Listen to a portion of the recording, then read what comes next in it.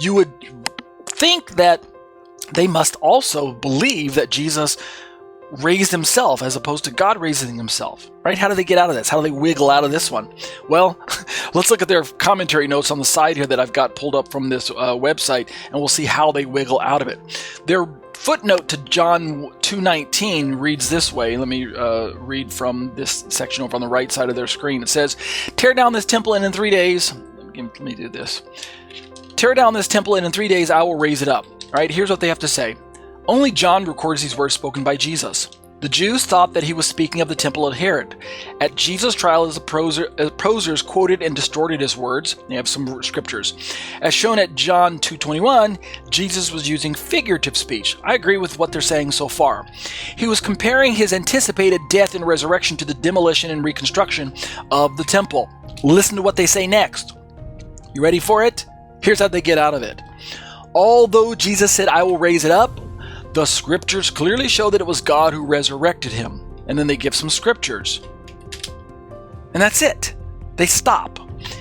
So they disagree with, even though Jesus said, I will raise it up, they say it was God who resurrected him, which makes Yeshua's words somewhat nonsense.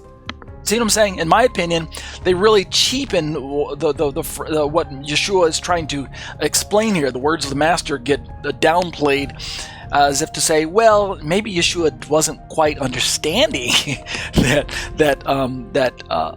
God is going to be raising him. It's actually God who resurrected him, even though Jesus says, I will raise it up. Either Yeshua was mistaken or something else. And I'm not convinced that that's what's going on. In fact, I disagree strongly, and I'm disappointed in their little commentary off to the side that would kind of reduce what Messiah said as to being true. But here's the point I'm trying to make.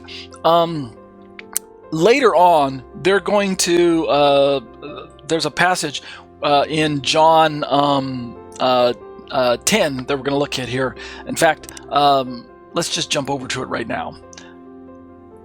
In John 10:17, John continues to write about Yeshua. Same Messiah, and it's the same structure of Jewish people, community, religious Jews that he's interacting with. Whether it's the exact same people, I don't know, but it's within the same social framework of the religious Jews of John's day. Look at this, John 10:17. Yeshua says, for this reason the Father loves me, because, watch this, I lay down my life that I may take it up again. Now, recall what John said about Yeshua in John 2:19. Destroy this temple, and in 3 days, I will raise it up. I will do it.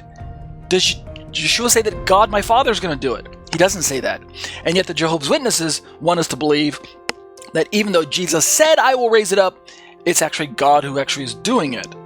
And so what we have in John 10:17, when Yeshua says, I may take it up again, here's how the Jehovah's Witnesses at this time, and I just have to say it, I think they twist the scriptures to their theology. Listen to what they say in their version of John 10:17. You ready for it? Look at this. This is why the Father loves me, because I surrender my life so that I may receive it again. Look at verse 17 one more time.